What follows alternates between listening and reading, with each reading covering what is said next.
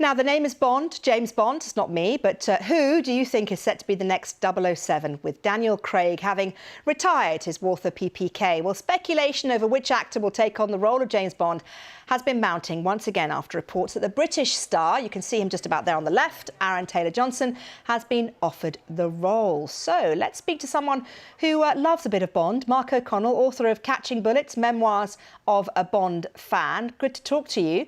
Let me ask you first of all, who your perfect Bond would be. Is it Aaron Taylor-Johnson?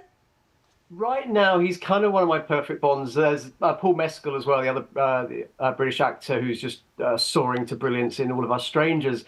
He's kind of, him and Aaron Taylor-Johnson are kind of my top 2 or 3 at the moment. Whilst this is very much a rumour, I would put a little bit of a pinch of salt in with your vodka martinis tonight. But there is something very tangible and right about Mr. Taylor-Johnson. I think it's a good rumour. It is still a rumour.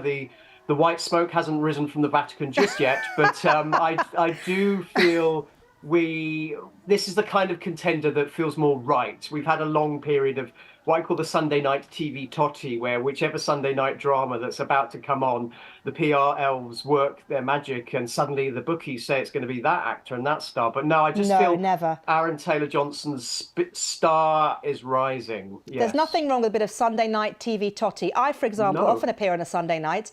Let me ask you this. I see Roger Moore is in a picture frame behind you. Yes. He's my favourite Bond. Is he your favourite Bond? Yeah, definitely. Then you're my kind of guy, 100%. Yeah, Roger Moore, he was my favourite. I think Daniel Craig is the best. I know the Sean Connery guy, he did 1 or 2 apparently as well. But no, Roger Moore I'm definitely Team Roger. And why is it you love him so much? Why do you love him so much? Roger,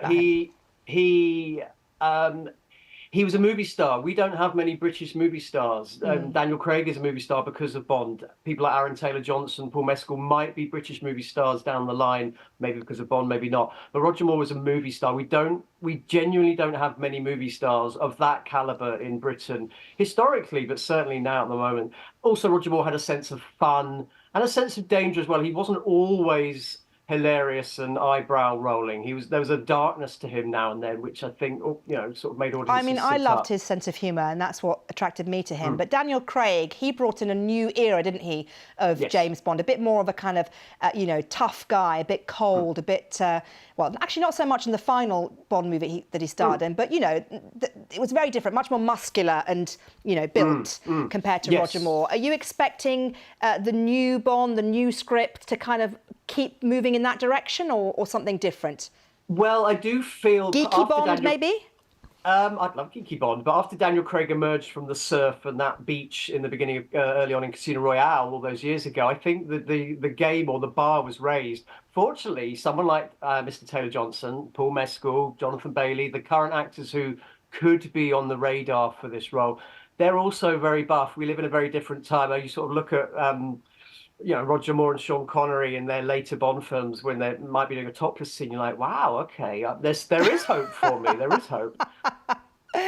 OK, well, listen, Mark O'Connell, I'm sure we'll get you back on once we actually have the official white smoke, as you put it a little bit earlier. Thanks again for joining us. No worries.